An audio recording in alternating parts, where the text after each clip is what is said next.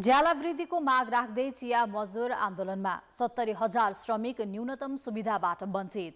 कान्तिपुर समाचारमा आज न्यायाधीश नियुक्ति प्रक्रियामै त्रुटि रहेको प्रधान न्यायाधीश हरिकृष्ण कार्कीको जिकिर।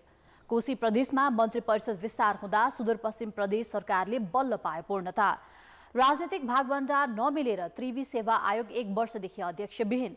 के हो सरकार र निर्माण व्यवसायी बीचको विवाद, त्यस सम्बन्धी रिपोर्ट। अनि अन्तर्राष्ट्रियमा क्यानाडाका प्रधानमन्त्री दम्पतिको सम्बन्ध विच्छेदको प्रसङ्ग र खेलकुदमा महिला विश्वकप फुटबलको अपडेट। नमस्कार, अब मुख्य समाचार। माओवादीको जम्बो केन्द्रीय समितिमा वैकल्पिक सहित 600 भन्दा बढी सदस्य। पार्टी कमिटी भद्दा भएको भन्दै विशेष महाधिवेशनको माग। बैठक आज पनि। कानून निर्माणमा प्रवेश नै गर्न सकेन संसद। 7 महिनामा प्रतिनिधि सभाका 44 बैठक बस्दा एउटा मात्रै विधेयक पारित। दलीय स्वार्थले बारम्बार बैठक अवरुद्ध। 1 दशक बित्दा पनि कार्यान्वयन भएन प्लास्टिक झोला प्रतिबन्धको घोषणा। काठमाडौँ उपत्यकामा मात्र दैनिक करिब 50 लाख थान खपत। वार्षिक 10 अर्बको कारोबार। क्यानाडाका प्रधानमन्त्री जस्टिन ट्रुडो र उनकी पत्नी बीच सम्बन्ध विच्छेद। 18 वर्षको वैवाहिक यात्रा टुटे पनि सम्मान सहितको निकट परिवारका रूपमा रहने घोषणा। र फिफा महिला विश्वकपमा आज समूह चरणका अन्तिम 2 खेल हुँदै। कोलम्बिया र मोरक्को तथा कोरिया र जर्मनी बीच प्रतिस्पर्धा।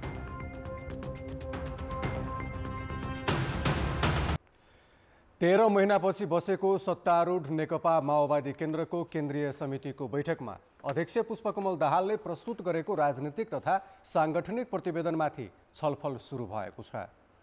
काठमाडौँमा जारी केन्द्रीय समितिको बैठकमा अध्यक्ष दाहालले प्रस्तुत गरेको प्रतिवेदन सदस्यको हातमा नपुगी छलफल सुरु भएको हो। दाहालले पेश गरेको प्रतिवेदन सदस्यहरूलाई वितरण गरिएको छैन। हिजोको बैठकमा प्रतिवेदनमाथि 18 सदस्यले धारणा राखेका छन्। दाहालले पार्टीलाई नयाँ ढङ्गबाट अघि बढाउन आवश्यक भएकाले पुनः निर्माणमा लाग्न आह्वान गरे। हामीसँग नेता कार्यकर्ताहरूको विशाल पंक्ति त छ, तर पार्टी चाहिँ पार्टी जस्तो भइराखेको छैन। यसलाई साँचो अर्थमा एउटा कम्युनिस्ट पार्टी निर्माण पुनर्निर्माणको अभियान हामीले यो बैठकबाट थाल्नु छ। अध्यक्ष दाहालले पार्टी सरकारको नेतृत्वमा रहेकाले कमी कमजोरीलाई स्वीकार गर्दै अघि बढ्ने समेत आह्वान गरेका छन्। सरकारले गरेको काम कारबाहीको बचाउ गर्दै दाहालले विचार मिल्नेहरूसँग पार्टी नै एकीकरण गरेर जान समाजवादी मोर्चाको गठन गरिएको बताएको नेताहरूले जानकारी दिए। हाम्रो पार्टी अलिकति अव्यवस्थित जस्तो हो। यो बीचमा प्रधानमन्त्री पार्टी अध्यक्ष हुँदा वरिष्ठ नेता पनि सरकारमा हुँदा त्यसलाई हामी सच्याएर यो केन्द्रीय समिति मार्फत 3 महिने अभियान मार्फत जनताको बीचमा जान्छौँ र जनताको बीचमा सरकारका सकारात्मक काम, जनताका अपेक्षाहरू, जनताका सुझावहरू पनि लिएर हामी आउँछौँ। पार्टीलाई विधि सम्मत सञ्चालन गर्नको लागि हामी आगामी मङ्सिरमा विधान सम्मेलन गरेर पार्टीलाई अझ व्यवस्थित ढङ्गले अगाडि बढाउँछौँ भनेर एजेन्डाहरू प्रस्तुत छन्, प्रतिवेदन प्रस्तुत छ। बैठकले पार्टीको संशोधित विधान समेत पारित गरेको छ। विधानमा 409 जना केन्द्रीय सदस्य र त्यसको 50% वैकल्पिक केन्द्रीय सदस्यको व्यवस्था गरेको छ। विधान अधिवेशनसम्मको लागि हो यो। विधान अधिवेशनपछि अर्को हुन्छ। दाहालको राजनीतिक प्रतिवेदनमाथि टिप्पणी गर्दै हिमाल शर्मा, कृष्ण केसी, रामकुमारी चौधरी लगायतले पार्टी कमिटी भद्दा भएको भन्दै विशेष महाधिवेशन गरेर चुस्त दुरुस्त बनाउन सुझाव दिए। केही सदस्यले अध्यक्ष दाहालको कार्यशैलीको समेत आलोचना गरेका छन्। बैठकमा 385 केन्द्रीय सदस्य, 198 वैकल्पिक केन्द्रीय सदस्य, प्रदेश समितिका 100 पदाधिकारी तथा विभिन्न आयोगका 75 जना गरी 758 जना सहभागी छन्। 5 दिनसम्म चल्ने बैठकमा सबै केन्द्रीय सदस्यहरूले अध्यक्षको प्रतिवेदनमा धारणा राख्नेछन्। बैठकले नेताहरूको जिम्मेवारी बाँडफाँड, सङ्गठन विस्तारका लागि अभियान सञ्चालन लगायतका विषयमा निर्णय गर्नेछ। बैठक आज पनि बस्नेछ। प्रतिनिधि सभाको पहिलो बैठक बसेको 7 महिना हुन थाल्यो। अहिलेसम्म 44 बैठक बसेका छन्। तर अनौठो नमान्नुहोला, यो अवधिमा प्रतिनिधि सभाबाट एउटा मात्रै विधेयक पारित भयो। संसद कानुन निर्माण गर्ने मूल काममै प्रवेश गर्न सकेको छैन। बरु ससाना विषयमा अलमलिँदा प्रतिनिधि सभाको बैठक पटक पटक अवरुद्ध नै भएको छ। यसले संसदको प्रभावकारितामाथि नै प्रश्न उठ्न थालेको छ। पछिल्लो पटक साउन 10 गतेदेखि 1 क्विन्टल सुन तस्करी प्रकरणको छानबिन गर्न उच्च स्तरीय समितिको माग गर्दै एमाले सदनमा अवरोध गरेको छ। एउटा बैठक त एमाले नाराबाजी नै गरेको छ भने 2वटा बैठक सूचना टाँसेर स्थगित गरिएको छ। यो सँगै प्रतिनिधि सभाको दोस्रो अर्थात् बजेट अधिवेशनमा 8वटा फरक विषयमा सदन अवरुद्ध भएका छन्। पहिलो पटक आकस्मिक समयमा बोल्न समय नदिएको भन्दै राप्रपाले बैठक अवरोध गरेको थियो। माओवादी सांसद लेखनाथ दाहालले पशुपतिको जलहरीका विषयमा प्रश्न उठाएपछि एमालेले अर्को पटक सदन अवरुद्ध गर्यो। नागरिकता ऐन संशोधन विधेयक प्रमाणीकरणको प्रक्रिया र प्रधानमन्त्रीको भारत भ्रमणका विषयलाई लिएर समेत एमालेले सदनमा अवरोध गर्यो। त्यसै गरी जिल्ला निर्वाचन कार्यालयहरू जिल्ला प्रशासन कार्यालयको माताहतमा राख्ने सरकारको निर्णयलाई लिएर पनि सदनमा अवरोध सिर्जना भएको थियो। यस्तै प्रधानमन्त्री दाहालले आफूलाई प्रधानमन्त्री बनाउन एक व्यापारी पटक पटक दिल्लीसम्म पुगेको भन्दै विवादास्पद अभिव्यक्ति दिएपछि विपक्षीले संसद अवरुद्ध गरेको थियो। त्यस्तै केही नेपाल ऐन संशोधन गर्न बनेको विधेयकको प्रक्रियामा अल्मलिएको रासोपाले एकपटक संसद अवरोध सिर्जना गरेको थियो। यतिसम्म कि एउटा बैठक त विनियोजन विधेयकमाथिको छलफलका क्रममा अर्थमन्त्री केही समयलाई राष्ट्रिय सभामा जाँदा पनि सदन अवरुद्ध भएको थियो। पशुपतिमा चढाएको जलहरीको विषयलाई लिएर राष्ट्रपतिबाट सामान्य राष्ट्रपतिबाट नागरिकता विधेयक प्रमाणीकरण भएको विषयको यो प्रक्रिया नमिलेको भन्ने विषयलाई लिएर, त्यसै गरी बजेट वक्तव्यमा निर्वाचन कार्यालयहरूलाई खारेज गर्ने भन्ने प्रस्तावलाई लिएर, त्यसै गरी अर्को एउटा विषय पनि छ प्रधानमन्त्रीले एउटा विदेशी नागरिकको पुस्तक विमोचनको सन्दर्भमा व्यक्त गर्नुभएको विचारका विषयलाई लिएर यस्ता विषयहरूमा नै संसदको बैठकहरू अवरुद्ध हुने गरेको हाम्रो अहिलेको अभिलेखबाट देखिन्छ। यसरी पटक पटक सदन अवरुद्ध गरेका एमालेका अध्यक्ष केपी शर्मा ओलीले प्रधानमन्त्री पुष्पकमल दाहालसँग भेट हुनासाथ अवरोध हटाउन निर्देशन दिने गरेका छन्।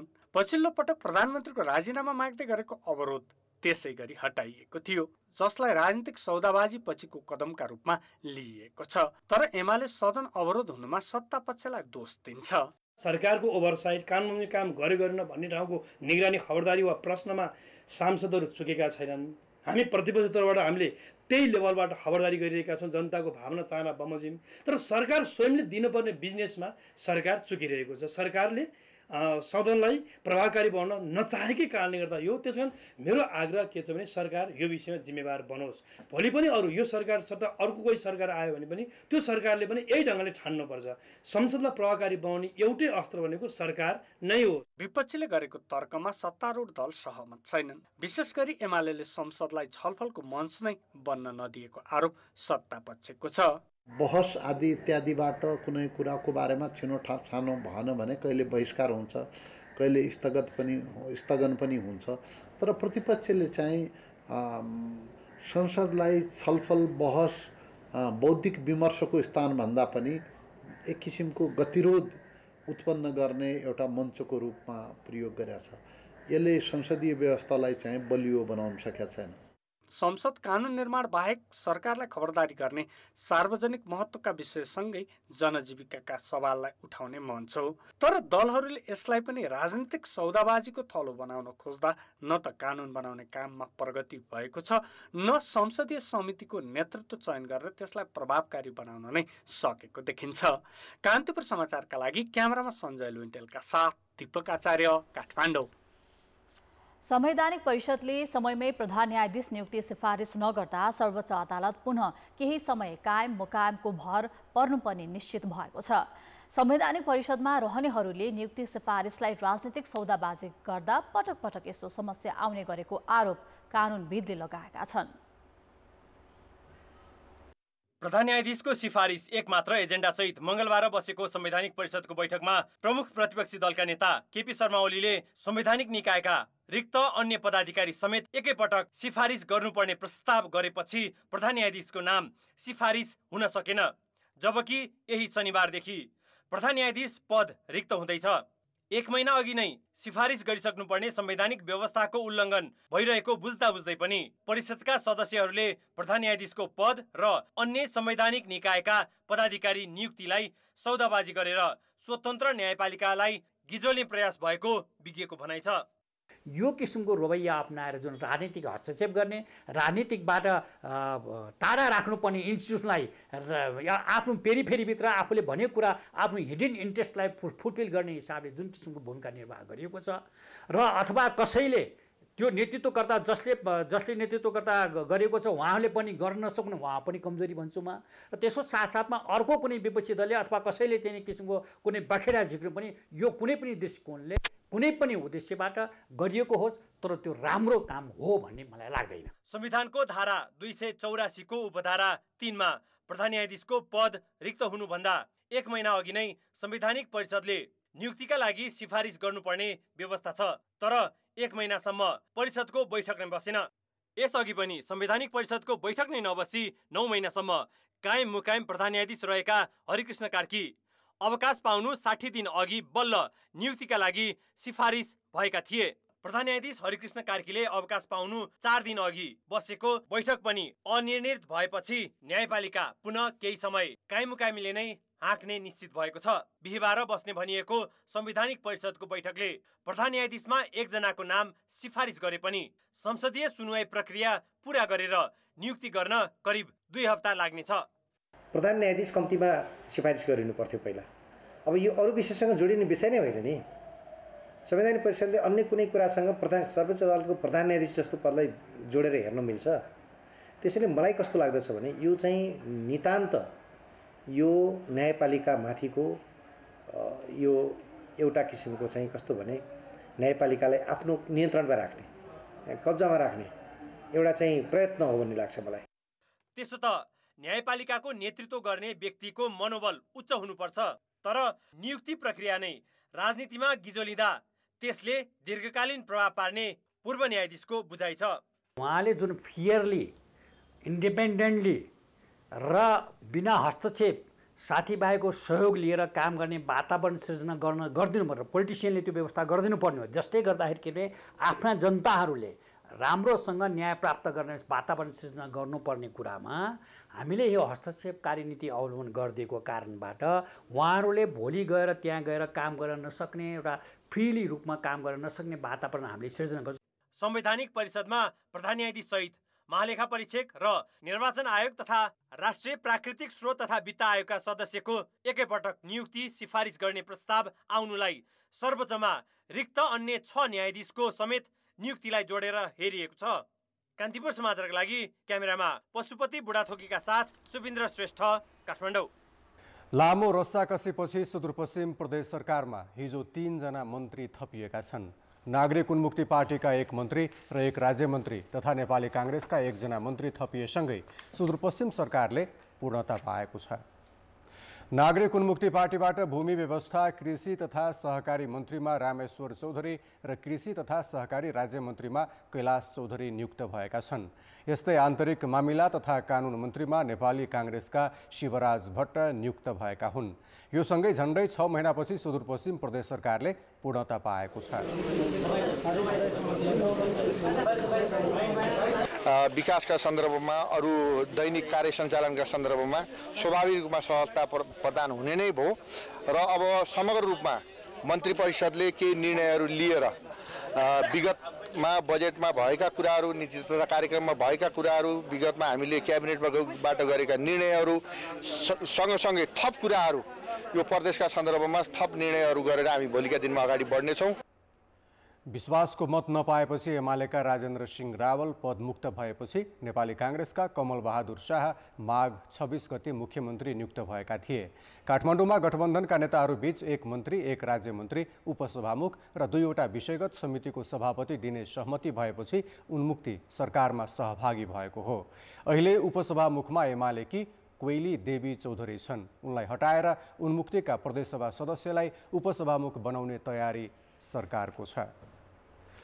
सरकारले वातावरण प्रदूषण न्यूनीकरण गर्न भन्दै 2071 सालमै प्लास्टिकका झोला प्रतिबन्ध गर्ने निर्णय गर्यो।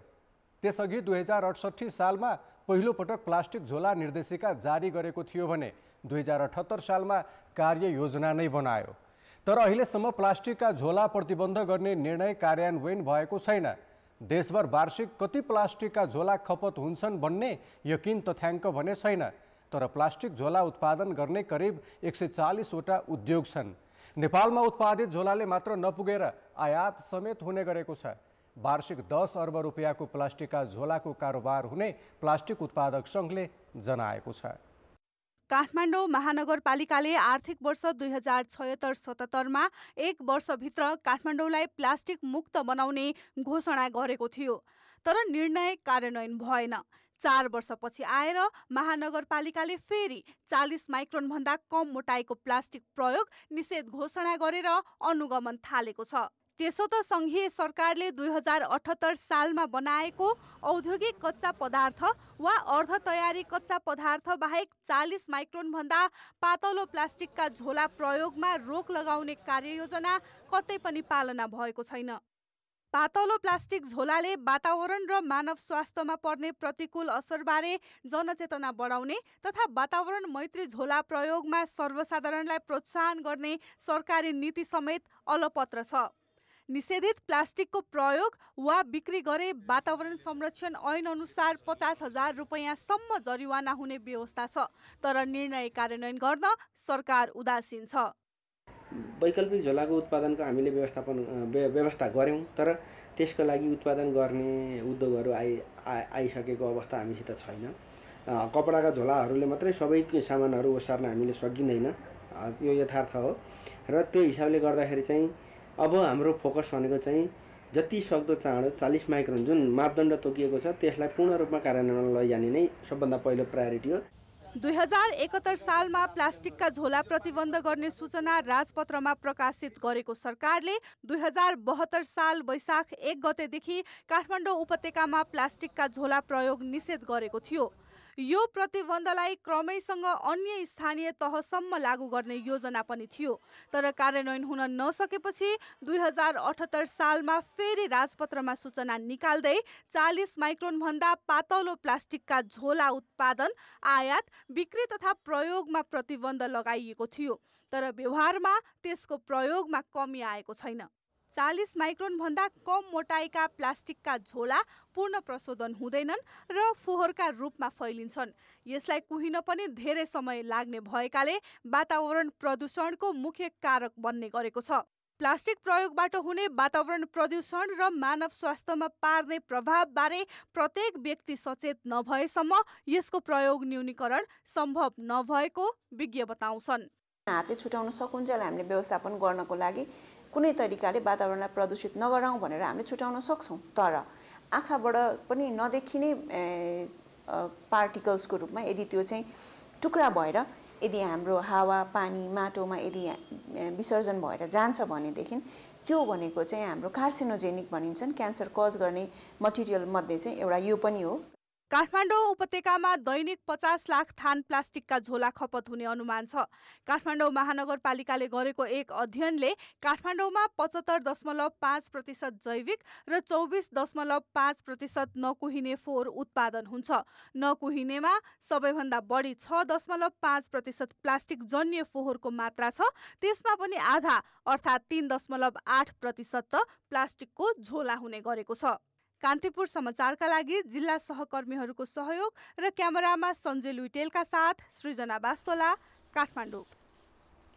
अब विश्वभर प्लास्टिकका झोलाबाट उत्पन्न प्रदूषणका कुरा गरौँ। तपाईँ अनुमान गर्न सक्नुहुन्छ विश्वभर कति प्लास्टिकका झोला उत्पादन हुन्छन् र यसले वातावरणमा कस्तो असर गरेको छ।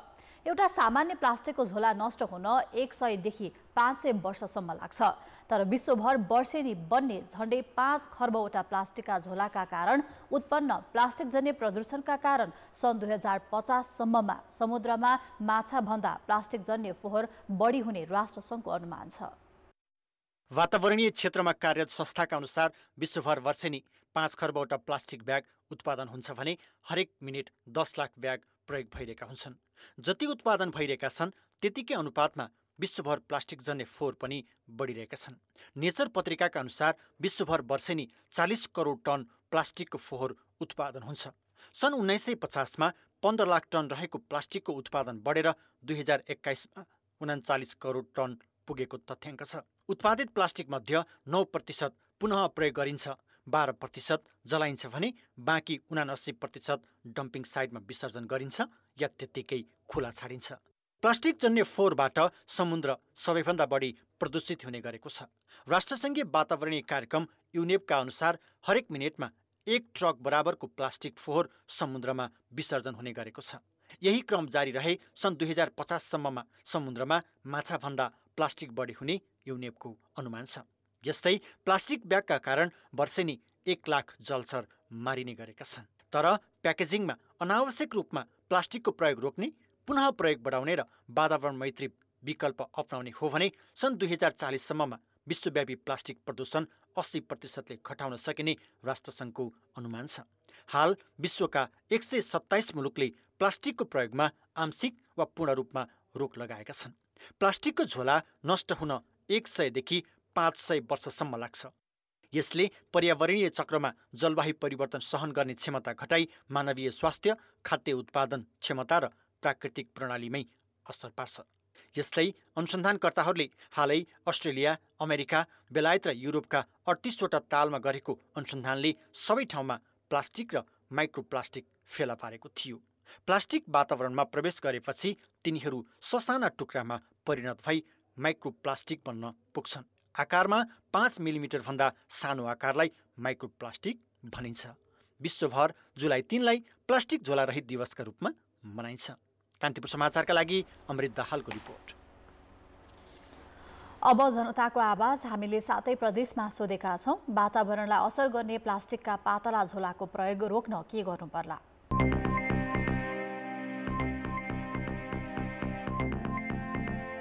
प्लास्टिक उत्पादन हुनु भएन पहिलो कुरो त। यसलाई सिस्टममा ल्याएर सरकारले नै बन्द गराए चाहिँ राम्रो हुन्थ्यो। युज गर्न बन्द गर्नुपर्छ भने जनचेतना फैलाउनु पर्छ अनि मात्रै बन्द हुन्छ। कागजको होला, पहिला हामी ठोङ्गा बनाएर बेच्थेँ, ठोङ्गामा सामान लिएर आउँथेँ, त्यो चलन ल्याउनु पर्यो, जनचेतना फैलाउनु पर्यो। वैकल्पिकमा चाहिँ अरू ब्यागहरू चाहिँ युज गर्नको लागि चाहिँ के अरे प्रचार प्रसार गर्ने। प्लास्टिकको विकल्पमा त धेरै यस्तो कुरो छ, कपडाको युज गर्न सकिन्छ। नगरपालिकाहरूले सर्वप्रथम त प्लास्टिक जन्य वस्तुलाई नै ब्यान्डै गर्नुपर्छ। कागजको प्याकिङ गराएर दिँदाखेरि अझ राम्रो होला। दोकानमा छापा मारेर यसलाई बिल्कुल बन्द गरिदिनु पर्छ। सामान लिन जाँदाखेरि आफ्नै घरबाट कपडाको झोला, फाइबरको झोलाहरू लिएर जाँदाखेरि चाहिँ प्लास्टिक जन्ने झोलाहरूलाई चाहिँ न्यूनीकरण गर्न सकिन्छ। पहिला त उपभोक्ता नै सचेत हुनु पर्यो। सामान किन्दा बजारमा आफ्नै झोला लिएर जानु पर्यो। उत्पादनै बन्द गर्नुपर्छ। सबै तिनै सरकार मिलेर यो सबैले यसको नियन्त्रण गर्नुपर्छ। त्यसको साटोमा कागजको ब्यागहरू अनि यस्तो कपडाको ब्यागहरू लग्नु पर्यो। त्यो पातलो झोला प्रयोग गरे बापत यति जरिवाना भनेर एउटा खालको निश्चित क्राइटेरिया बनाउनुपर्छ। हामी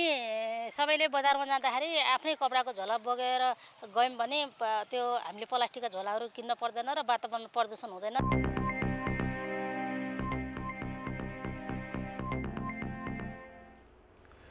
बिरामीलाई सामान्य परीक्षण र औषधि खाए पनि निको हुने रोगमा कतिपय चिकित्सकले धेरै थरी परीक्षण गर्न लगाएको गुनासो सुनिन्छ। यस्तो गुनासो बढ्दै गएपछि स्वास्थ्य मन्त्रालयले चिकित्सकहरूको प्रेस्क्रिप्सन नै अडिट गर्न छलफल अघि बढाएको छ। कतिपय चिकित्सकले नेपालमा दर्ता नै नभएका औषधि सिफारिस गर्ने गरेका छन्। यस्तो अवस्था अन्त्य गर्न स्वास्थ्य मन्त्रालयले चिकित्सकले बिरामीको पूर्जामा लेखेको प्रेस्क्रिप्सन नै अडिट गर्ने तयारी गरेको हो। यसका लागि नेपाल मेडिकल काउन्सिल, औषधि व्यवस्था विभाग लगायतका निकायसँग मन्त्रालयले छलफल गरिरहेको छ। एउटा सामान्य रोगको लागि धेरै डायग्नोसिसहरू भएको छ, एउटा सामान्य रोगको लागि धेरै औषधिहरू दिएको छ भन्नुहुन्छ। त्यो हिसाबमा पनि हामीले त्यो पनि हेर्छौँ। त्यसै गरी अब विभिन्न औषधिहरूको डोजहरूको कुरा आउँछ, विभिन्न औषधिको मोलिकुलको कुरा आउँछ। त्यसपछि त्यो औषधिहरू कहिलेकाहीँ कम्बाइन औषधि हुन्छन् कि कतिपय नेपालमा ब्यान छ। हाम्रो चाहिँ औषधि व्यवस्था विभागले हेर्छ त्यो कुरा, त्यो ब्यान गरेको औषधिहरू छ कि छैन त्यो पनि हामीले त्यसमा हेर्छौँ। र यहाँ अभाइलेबल नभएको ब्यान भएको औषधि पनि बेला बेलामा प्रेस्क्राइब गरेको पाइन्छ। त्यो हिसाबको पनि अडिट वा त्यो हेर्न सकिन्छ। चिकित्सकको प्रेस्क्रिप्सन नै अडिट गर्ने सरकारको तयारीलाई नेपाल चिकित्सक सङ्घले स्वागत योग्य भए पनि व्यावहारिक नभएको जनाएको छ। लोअर लेभलको हेल्थ केयर वर्करदेखि लिएर टप मोस्ट सुपर स्पेसलाइज गरे सब स्पेसलिटी गरे डक्टरको मानि कसले कति गर्न पाउने त्यही अनुसार अडिट गर्यो भने त्यसले हाम्रो जनताहरूले हामीले जसलाई सेवा दिने उहाँहरूले राम्रो सेवा पाउनुहुन्छ भन्ने म विश्वस्त छु। तैपनि यो काम चाहिँ सराहनीय नै छ। चिकित्सकको प्रेस्क्रिप्सन नै अडिट गरिएपछि चिकित्सकले बिरामीलाई अनावश्यक दुःख दिने प्रवृत्ति अन्त्य हुने अपेक्षा स्वास्थ्य मन्त्रालयले गरेको छ। सुन्तला उत्पादनका लागि पूर्वी पहाडमै कहलिएको जिल्ला हो भोजपुर। राम्रो आम्दानी हुने भएपछि पछिल्लो समय भोजपुरका किसान धान र कोदो जस्ता परम्परागत बाली लगाउन छाडेर सुन्तला खेती विस्तारमा आकर्षित भएका छन्। भोजपुर नगरपालिका वार्ड नम्बर 3 का हरिप्रसाद प्रधानले आफ्नो 20 रोपनी जग्गामा कोदो, मकै र 20 रोपनीमा धान खेती गर्दै आएका थिए। तर थोरै क्षेत्रफलमा लगाएको सुन्तलाले राम्रो आम्दानी दिन थालेपछि प्रधानमन्त्री कृषि आधुनिकीकरण परियोजनाको प्राविधिक तथा 50% लागत साझेदारीमा थप 20 रोपनी जग्गामा 450 वटा सुन्तलाको बिरुवा लगाएर खेती विस्तार गरेका छन्। प्रधान जस्तै भोजपुरका अन्य किसान कोदो, मकै, धान र अन्य रैथाने बाली भन्दा 3 गुणा बढी आम्दानी हुने भएपछि सुन्तला खेतीमा आकर्षित भएका छन्। 3 साल भयो उत्पादन लिन थालेको। अहिले यहाँको मकै र कोदोको तुलनामा तेब्बरको रूपमा उत्पादन मकै कोदोको हिसाबमा तेब्बर आउँछ। पुराना बगैँचाहरूलाई चाहिँ प्रतिस्थापन गरेर नयाँ बिरुवा चाहिँ रोपन, सिँचाइ पूर्वाधार निर्माण र उन्नत जातको सुन्तलाको बिरुवाहरू चाहिँ अनुदानमा वितरण, उन्नत प्रविधिहरू पनि बिरुवाको साथसाथै अन्य पूर्वाधारहरूको साथसाथै हामीले चाहिँ उहाँहरूलाई चाहिँ सिकाउँदैछौँ। भोजपुरको टेम्केमयो गाउँपालिका, सडानन्द र भोजपुर नगरपालिकासँगै अन्य पालिकामा गरी 900 हेक्टरमा सुन्तलाको खेती गरिएको छ। 680 हेक्टरमा लगाइएको बिरुवाले हाल उत्पादन दिन थालेको छ। उक्त क्षेत्रफलमा फलेको सुन्तलाबाट वार्षिक झन्डै 33 करोड रुपियाँ आम्दानी किसानले गरेका छन्। भोजपुर जिल्लाभरिमा करिब 900 हेक्टर क्षेत्रफलमा चाहिँ सुन्तला बगैँचा क्षेत्र विस्तार भइरहेको छ र जसमध्ये 680 हेक्टरबाट चाहिँ उत्पादन पनि लिइराख्नु भएको अवस्था पनि छ। प्रधानमन्त्री कृषि आधुनिकीकरण परियोजनाले बगैँचा व्यवस्थापन, मल्चिङ, विषादी प्रयोग गर्ने तरिका र प्राविधिक सिप सिकाएपछि किसान सुन्तला बगैँचा विस्तारमा लागेका हुन्। विगतका वर्षमा भन्दा मल्चिङ, सिँचाइ र विषादीको उचित प्रयोग हुन थालेपछि सुन्तला उत्पादनमा वृद्धि भई आम्दानी बढेको छ। अहिले कृषकले सुन्तला खेतीबाट वार्षिक 1 देखि 6 लाखसम्म आम्दानी लिने गरेका छन्। नभएको पनि लाखसम्म र त्योभन्दा ठुलो त तपाईँको 4-5 लाखसम्म नै बिक्री भइरहेको छ। जिल्ला स्थित प्रधानमन्त्री कृषि आधुनिकीकरण परियोजना कार्यान्वयन इकाइले पुराना सुन्तला बगैँचाको व्यवस्थापन तथा नयाँ बिरुवा रोपन, सिँचाइ पूर्वाधार निर्माण, उन्नत जातको सुन्तलाका बिरुवा अनुदानमा वितरण र किसानलाई सिप समेत सिकाउँदै आएको छ, जसले किसानलाई खेती विस्तार गर्न उत्साह थपेको छ। कान्तिपुर समाचारका लागि अर्जुन बस्नेत, भोजपुर। बाजुराको मार्तरी घटमुना सडक 1 सातादेखि अवरुद्ध भएको छ। निरन्तरको वर्षासँगै पहिरो खसेपछि सडक अवरुद्ध भएको हो। बढीमालिका नगरपालिका 9 को ठुली सागु, मैमातोला आसपासका क्षेत्रमा पहिरो खसेपछि सडक अवरुद्ध भएको गौमूल गाउँपालिकाले जनाएको छ। यो सँगै सदरमुकाम मार्तरीबाट गौमूल गाउँपालिका आउजाउ गर्न स्थानीयलाई समस्या भएको छ। सवारी साधन बाटोमै रोकिएका छन्। खाद्यान्न ढुवानी खच्चड मार्फत गर्नु परेको छ। अघिल्लो वर्ष पनि बुढीगङ्गामा आएको बाढी पहिरोले सडक कटान गरेपछि स्थानीयले पटक पटक समस्या झेल्नु परेको थियो। सडक अवरुद्ध बनेपछि बिरामीलाई शास्ति भएको छ भने पालिकामा खाद्यान्न अभाव हुने संकेत पनि देखिएको छ। अर्थ र विकास समयमै निर्माण सम्पन्न नभएका 3000 आयोजनाको म्याद एकैपटक थप गर्न र काम सकिएका आयोजनाको रकम तत्काल भुक्तान गर्न माग गर्दै निर्माण व्यवसायी आन्दोलित छन्। निर्माण व्यवसायीहरूले सरकारलाई दबाब दिन कहिले संसद भवन अगाडि त कहिले प्रधानमन्त्री निवास बालुवाटारमा पुगेरै धरना दिइरहेका छन्। महँगीको अनुपातमा आयोजनाहरूको लागत समायोजन गर्नुपर्ने उनीहरूको माग छ। तर सरकारले भने काम सकिएका आयोजनाको रकम भुक्तानीमा समस्या नभए पनि म्याद थप र लागत समायोजन गर्न सम्भव नभएको जवाफ दिएको छ। बजेट आउनुअघि व्यवसायको 70 अर्ब भुक्तानी बाँकी रहेकोमा अहिले 10 अर्बमा झरेको छ। तर यस्तो रकम विगतका वर्षमा भने बाँकी रहने गरेको थिएन। नेपाल निर्माण व्यवसाय महासङ्घको अगुवाईमा 9 बुँदे माग राखेर देशभरका निर्माण व्यवसायी आइतबारदेखि आन्दोलनमा छन्। आयोजनाको काम सकिए बमोजिमको रकम भुक्तान हुनुपर्ने उनीहरूको पहिलो माग छ। निर्माण व्यवसायका अनुसार करिब 10 अर्ब रकम सरकारले भुक्तान गर्न बाँकी छ। अरु 40 अर्ब बराबरको काम सकिएको तर सरकारले बिल नै बनाउन नमिल्ने परिस्थिति सिर्जना गरिदिएको दाबी उनीहरूको छ। सरकारले असार 21 गते नै आयोजनासँग सम्बन्धित कार्यालयको निर्णयमा म्याद थप गर्न सकिने निर्णय गरे पनि सबै आयोजनाको एकमुष्ट म्याद थप्नुपर्ने व्यवसायको अडान छ। उनीहरूले रुस युक्रेन युद्धका कारण निर्माण सामग्रीको मूल्य बढेकाले आयोजनाको लागत मूल्य समेत समायोजन गर्नुपर्ने माग गरेका छन्। नेपाल सरकारले नै अब गृह मन्त्रालयबाट क्रसर बन्द गरिदिनु भयो 1-1.5 महिना, त्यसपछि चुनाव पनि स्पटक भयो। यी सबै कारणले गर्दा हामीले चाहिँ यसपालि काम गर्न पाएनौँ। त्यस कारण हाम्रो म्याद थपको लागि चाहिँ हामीले पहल गर्नुपर्छ भनेर भनेका थियौँ। जेठ 15 गते चाहिँ बजेट भाषण आयो, 16 गतेदेखि हामीले फलोअप गरेको हुन्छ भन्दै असार 21 गते आएर एउटा चाहिँ अत्यन्त फितलो खालको चाहिँ त्यो चाहिँ वास्तवमा चाहिँ त्यो आदेश आयो तर हामीलाई काम लाग्ने खालको आदेश आएन। व्यवसायीहरूले बिमाको प्रिमियम घटाउनु पर्ने र सरकारले रकम नदिएसम्म बैंकको ब्याज र किस्ता तिर्न नसक्दा हुने कारबाही रोकिनुपर्ने माग समेत राखेका छन्। अर्थ मन्त्रालयबाट स्रोत सुनिश्चित गरेर पनि बजेट विनियोजन नभएका 4 खर्ब भन्दा बढी रकमका आयोजना खारेज गर्न व्यवसायीले दबाब दिएका छन्। तर सरकारले भने व्यवसायका सबै माग पूरा गर्न नसकिने जनाएको छ। व्यवसायको आन्दोलनप्रति असन्तुष्ट सरकारले मन्त्री परिषदमै छलफल गरेको छ। काम सकिएका आयोजनाको भुक्तानी तत्काल गर्न सकिए पनि मूल्य समायोजन र एकमुष्ट म्याद थप्न सरकार तयार छैन। हिजोको चाहिँ यो कोरोना लगायतका महामारीले काम गर्न सकेन अथवा हामीले समयमा भुक्तानी गर्न नसकेर समस्याहरू पर यी विभिन्न समस्याहरूका कारणले उहाँहरूले काम गर्न नसकेका ठेक्काहरूको चाहिँ म्याद थप्ने हो। मूल्य समायोजनले काम गर्न असजिलो पनि होला तर अब हामीले त म्याद थप गरेर फेरि एक खालको उहाँहरूलाई सहुलियत पनि गरेको हैन, थप सुविधा पनि गरेको। असार मसान्तसम्म चाहिँ सम्पन्न गर्नुपर्ने टुङ्ग्याउनु पर्ने ठेक्काहरूको पनि म्याद थप गर्ने कुरा गर्दाखेरि त एउटा लिभरेज पनि दिइयो। क्षमता भन्दा बढीका आयोजना उगट्ने तर समयमा काम नगर्ने प्रवृत्ति निर्माण व्यवसायमा छ।